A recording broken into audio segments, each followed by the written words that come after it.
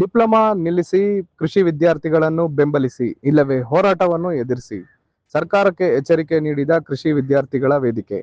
ಅಖಿಲ ಕರ್ನಾಟಕ ಕೃಷಿ ಮತ್ತು ಕೃಷಿ ಸಂಬಂಧಿತ ಪದವೀಧರರ ಒಕ್ಕೂಟ, ಕರ್ನಾಟಕ ಕೃಷಿ ವಿಶ್ವವಿದ್ಯಾನಿಲಯಗಳ ವಿದ್ಯಾರ್ಥಿ ವೇದಿಕೆ ವತಿಯಿಂದ ಇಂದು ಪತ್ರಿಕಾಗೋಷ್ಠಿ ಏರ್ಪಡಿಸಿದ್ದು, ದಿನಾಂಕ 5/8/2026 ರಾಜ್ಯದ ಕೃಷಿ ವಿದ್ಯಾರ್ಥಿಗಳ ಹೋರಾಟಕ್ಕೆ ಬೆಂಬಲ ಅಗತ್ಯವಿದೆ ಎಂದು ಹೇಳಿದ್ದಾರೆ. ಮುಂದುವರೆದಂತೆ ವರದಿ ಈ ರೀತಿ ಇದೆ. ಸುಮಾರು 15 ದಿವಸಗಳಿಂದ ನಿರಂತರವಾಗಿ ಕೃಷಿ ವಿದ್ಯಾರ್ಥಿಗಳ ಪ್ರತಿಭಟನೆ ಇದೆ. ಇವುಗಳನ್ನ ನಾವು ಸರ್ಕಾರದ ಗಮನ ಸೆಳೆಯುವ ಸಲುವಾಗಿ ನಡೆಸಿದ್ದೇವೆ. ಈ ಕಾರ್ಯಕ್ರಮದ ನಿರೂಪಣೆ ಸಂಕ್ಷಿಪ್ತವಾಗಿ ನವೀನ್ ಕೃಷಿಯವರು ಮಾಡಬೇಕು ಅನ್ನುವಂಥದ್ದನ್ನ ಹೀಗಾಗಿ ನಮ್ಮ ನವೀನ್ ಕೃಷಿಯವರು ಹೇಳ್ತಾರೆ. ಸುಮಾರು 15 ದಿನದಿಂದ ಸರ್ ನಮ್ಮ ಕೃಷಿ ವಿದ್ಯಾರ್ಥಿಗಳು, ಅಲಿಮಿನಿಗಳು ಹಾಗೂ ರೈತ ಸಂಘದ ಮುಖಂಡರು 15 ದಿನಗಳಿಂದ ಬೀದಿಗಿಳಿದು ಹೋರಾಟ ಮಾಡ್ತಿದ್ದೀವಿ ಸರ್. ಅದೇ ರೀತಿಯಾಗಿ ನಮ್ಮ ಯೂನಿವರ್ಸಿಟಿ ಒಳಗೂ ಕೂಡ 15 ದಿನಗಳಿಂದ ಯಾವುದೇ ರೀತಿಯಾದಂತಹ ಬೇರೆ ರೀತಿಯಾದ ಚಟುವಟಿಕೆಗಳನ್ನು ಮಾಡದೆ ಪೀಸ್ಫುಲ್ ಆಗಿ ಪ್ರೊಟೆಸ್ಟ್ ಮಾಡ್ತಾ ಇರ್ತೀವಿ ಸರ್. ಚೆನ್ನಾಗಿರುವಂಥದ್ದು. ಇವರಲ್ಲಿ ಕೆಲವರಿಗೆ ನಾನು ಪಾಠ ಮಾಡಿರ್ಬೋದು. ಇದು ಕರ್ನಾಟಕದ ಕೃಷಿ ಮತ್ತು ಸಂಬಂಧಿಸಿದ ವಿಶ್ವವಿದ್ಯಾನಿಲಯಗಳಿಗೆ ಎಲ್ಲರಿಗೂ ಸಂಬಂಧಪಟ್ಟಿರ್ತಕ್ಕಂಥದ್ದು. ನಾನು ಕೃಷಿ ವಿಶ್ವವಿದ್ಯಾನಿಲಯ ಬಂದಿದ್ದೆ. ಡಾಕ್ಟರ್ ನಾರಾಯಣ ಸ್ವಾಮಿಯವರು ಪಶುವೈದ್ಯಕೀಯ ವಿಶ್ವವಿದ್ಯಾನಿಲಯದ ಡೀನ್ ಆಗಿದ್ದಂಥವ್ರು. ಮೊಟ್ಟ ಮೊದಲಿಗೆ ನಾನು ನಂದೀಶ್ ಅವರಿದ್ದಾರೆ, ನವೀನ್, ರೇಷ್ಮಾ, ಇವರು ಎಲ್ಲರೂ ಕೂಡ ಯಾರೋ ಪ್ರಶ್ನೆ ಎತ್ತಿದ್ರು. ಜೆನ್ಜಿನೇ ಇವರು ಮೂಲತಃ ಗ್ರಾಮೀಣ ಪ್ರದೇಶವನ್ನು ಪ್ರತಿನಿಧಿಸತಕ್ಕಂಥ ನವ ಯುವ ಜನಾಂಗ, ಗ್ರಾಮೀಣ ಕೃಷಿ. ಈ ಒಂದು ಸಭೆಗೆ ಬರಿದೆ ನಮ್ಮಂತ ನಿವೃತ್ತ ಪ್ರಾಧ್ಯಾಪಕರು ಮಾತ್ರ ಅಂತಲ್ಲ, ಶ್ರೀಯುತ ಗೋಪಾಲ್ ಅವರು ಬಂದಿದ್ದಾರೆ. ಗೋಪಾಲ್ ಅವರು ಕರ್ನಾಟಕ ರಾಜ್ಯ ರೈತ ಸಂಘದ ಕಾರ್ಯದರ್ಶಿಗಳು. ಹಲವಾರು ಜನರ ಬೆಂಬಲಗಳು ಇದ್ದಾವೆ. ಸ್ವಲ್ಪ ಗಡಿಬಿಡಿ ಆಯಿತು, ಹಾಗಾಗಿ ಎಲ್ಲರ ಬೆಂಬಲಗಳು ಇದ್ದಾವೆ. ವಿವಿಧ ಸಂಘಟನೆಗಳು, ರೈತಪರ ಸಂಘಟನೆಗಳು, ಗ್ರಾಮೀಣ ಅಭಿವೃದ್ಧಿಗೆ, ಗ್ರಾಮೀಣ ಎಲ್ಲರ ಬೆಂಬಲಗಳು ಇದ್ದಾರೆ. ಸರ್ಕಾರ ವಾಪಸ್ ತಗೊಳ್ಬೇಕಾಗಿದೆ.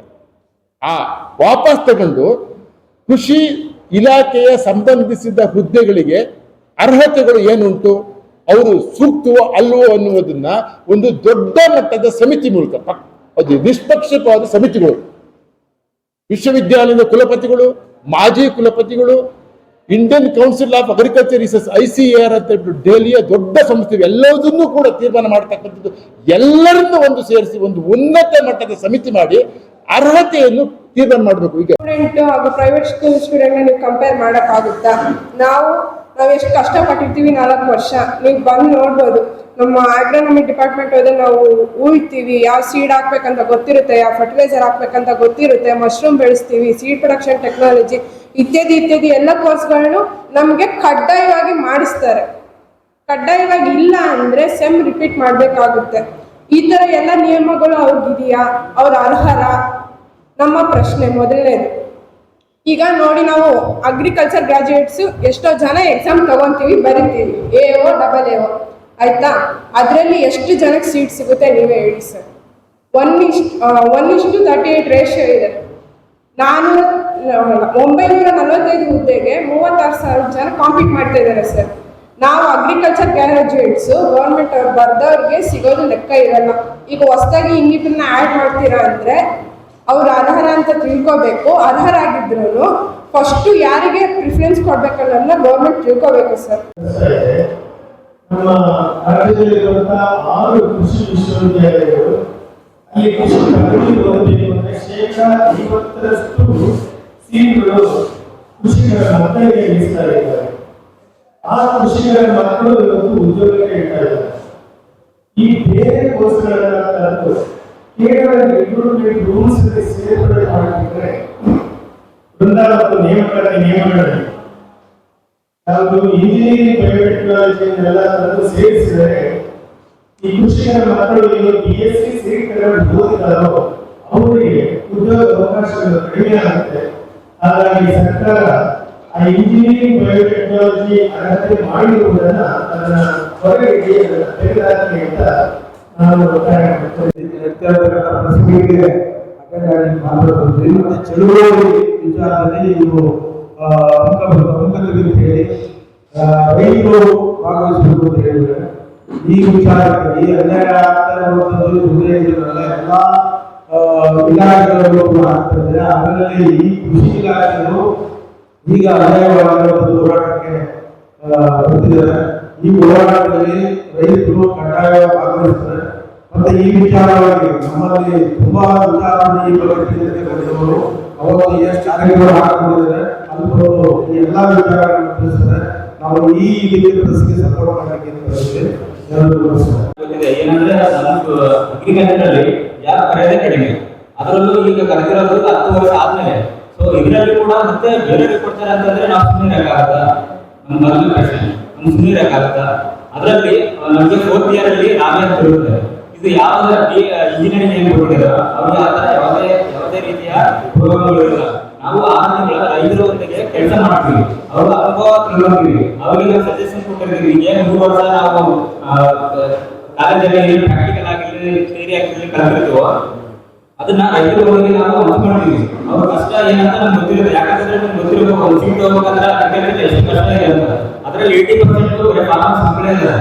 ಅವ್ರಿಗೆ ಅನ್ಯಾಯ ಆಗೋದ್ರಿಂದ ಎಲ್ಲರೂ ಸುಮ್ಮನೆ ಇರಕ್ಕಾಗಲ್ಲ. ಎಷ್ಟೋ ವರ್ಷದಿಂದ ಈಗ ಮಾಡಿದ್ದಾರೆ, 20 ದಿನಗಳಿಂದ ಸ್ಪೆಂಡ್ ಮಾಡಿದ್ದಾರೆ. ಗೌರ್ಮೆಂಟ್ ಒಂದು ರೆಸ್ಪಾನ್ಸ್ ಮಾಡಿಲ್ಲ. ಸೊ ಅದಕ್ಕೆ ನಾವು ಹೇಳಿದ್ರೆ ಡಿಮ್ಯಾಂಡ್ ಏನಂತಂದ್ರೆ ನೋಟಿಫಿಕೇಶನ್ ಕಾಲ್ಫಾರ್ಮ್ ಮಾಡಬೇಕು. ಮತ್ತೆ ಈಗ ಏನ್ ಕೊಟ್ಟಿದ್ದಾರೆ ಕಾಲ್ಫಾರ್ಮ್ ಈಗ ಮಾಡಿದಾರಲ್ಲ ಅದರಲ್ಲಿ ಪ್ರೈವೇಟ್ ಕಾಲೇಜ್ ಅದು 10,000 ಅಕ್ರೆಡಿಟೇಷನ್ ಇರುವಂತ ಕಾಲೇಜು ಅಂತದನ್ನ ತೆಗಿಬೇಕು. ಮತ್ತೆ ಈಗ ಏನಂದ್ರೆ ಇಂಜಿನಿಯರಿಂಗ್ ಕೊಟ್ಟಿದ್ರೆ ಅದನ್ನು ಈಗ ತೆಗಿಬೇಕು. ಮತ್ತೆ ಏನ್ ನೋಟಿಫಿಕೇಶನ್ ಕೊಟ್ಟಿದಾರಲ್ಲ ಅದನ್ನ ಇಮಿಡಿಯೇಟ್ ಸ್ಟಾಪ್ ಮಾಡಬೇಕು.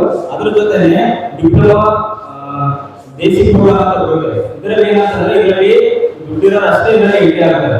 ಇದು ಯಾವಾಗಂದ್ರೆ ಬರೀ 3 ತಿಂಗಳ ಹೊಸದಾಗಿ ಸೂಚನೆಗಳನ್ನ ಆಡ್ ಮಾಡುವಂತಹ ನಿಮಗೆ ಅದೇ ರಾತ್ರಿ ಯಾಕೆ ಆಡ್ ಮಾಡಿರುವಂತಹ ಸೂಚನೆಗಳನ್ನ ರಿಮೂವ್ ಮಾಡಕ್ಕಾಗಲ್ಲ? 15 ದಿನ ಪ್ರೊಟೆಸ್ಟ್ ಮಾಡೋ ತನಕನೂ ನೀವು ಏನಕ್ಕೆ ಕಾಯ್ತಾ ಇದ್ದೀರಾ? ಡೆಲ್ಲಿಲಿ ನೀಟ್ ಮಕ್ಕಳಿಗೆ ಅನ್ಯಾಯ ಆಗ್ತಾ ಇದೆ ಅಂತ ಅಂದ್ಬಿಟ್ಟು ಸಪೋರ್ಟ್ ಮಾಡಿದ್ರಿ. ನಮಗೆ ಬಹಳ ಖುಷಿ ಆಯ್ತು.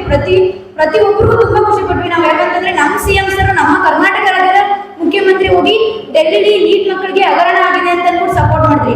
ಆದ್ರೆ ಈಗ ನಿಮ್ಮ ರಾಜ್ಯದ ಮಕ್ಕಳು, ನಿಮ್ಮ ರಾಜ್ಯ ಸರ್ಕಾರದ ಮಕ್ಕಳಿಗೆ ಆಗ್ತಿದೆಯಲ್ಲ, ಈಗ ಬಂದು ಯಾರು ನಮಗೆ ನ್ಯಾಯ ಕೊಡ್ತಾರೆ? ಈಗ ಬಂದು ನಮ್ಮ ಜೊತೆಗೆ ಯಾರು ನ್ಯಾಯ ಕೊಟ್ಟು ನ್ಯಾಯ ಒದಗಿಸ್ತಾರೆ? ನಿಮ್ಮ ಸರ್ಕಾರದಲ್ಲಿ ನಿಮ್ಮ ರಾಜ್ಯದಲ್ಲಿ ಆಗ್ತಿರುವಂತ ಏನೇನು ಅನ್ಯಾಯಗಳಾಗ್ತಿದೆ ಫಸ್ಟ್ ಆ ಮಕ್ಕಳುಗಳಿಗೆ ನ್ಯಾಯ ಒದಗಿಸಿ ಸರ್. ಅಲ್ಲ ಸರ್, ನೀವು ಬಯೋಟೆಕ್ನಾಲಜಿ ಅನ್ನೋ ಕೋರ್ಸ್ ಸರ್ 3 ವರ್ಷ ಪದವಿ ಇರೋದು. ಕೃಷಿ ಮತ್ತೆ ಅಲೈಡ್ ಸೈನ್ಸ್ದು 4 ವರ್ಷ ಇರುತ್ತೆ. 3 ತಿಂಗಳು ರೈತರ ಜೊತೆಗೆ ಸಂಪರ್ಕ ಮಾಡ್ತೀವಿ ನಾವು. 3 ತಿಂಗಳು ಮತ್ತೆ ಮಣ್ಣಿನ ಬಗ್ಗೆ, ಮಣ್ಣು ಹೆಂಗೆ, ಈ ಬೆಳೆ ಬೆಳೆದ್ರೆ ಈ ಹುಳ ಅದಕ್ಕೆ ಎಫೆಕ್ಟ್ ಮಾಡಿದ್ರೆ ನಾವು ಅದಕ್ಕೆ ಯಾವ ಔಷಧಿ ಹೊಡಿಬೇಕು, ಏನ್ ಮಾಡ್ಬೇಕು, ಪ್ರತಿಯೊಂದು ತಿಳ್ಕೊಂಡಿರ್ತೀವಿ. ಲ್ಯಾಪ್ಟಾಪ್ಗಳ ಜೊತೆಗೆ ಹೋರಾಟ ಮಾಡ್ತಿರೋಂಥ ಬಯೋಟೆಕ್ನಾಲಜಿಗೆ ನೀವು AO ಆಫೀಸರ್ ಅಧಿಕಾರ ಕೊಡ್ತೀರಾ? ಅಥವಾ ಗುದ್ವಿ ಮೌಟಿ ಜೊತೆಗೆ ಮಾಡುವಂತ ಕೃಷಿ ಮಕ್ಕಳಿಗೆ ನೀವು AO ಅಧಿಕಾರನ ಕೊಡ್ತೀರಾ? ಯಾರು ಕೊಡ್ತೀರಾ ನೀವು ಡಿಸೈಡ್ ಮಾಡಿ. ಇಲ್ಲ ಅಂತಂದ್ರೆ ಮುಂದಿನ ಪೀಳಿಗೆಗಳಲ್ಲಿ, ಮುಂದಿನ 10-15 ವರ್ಷಗಳಲ್ಲಿ ಈ ನಮ್ಮ ದೇಶನೇ ಅದಕ್ಕೆ ಸ್ಟ್ರಗಲ್ ಮಾಡ್ತಿದೆ.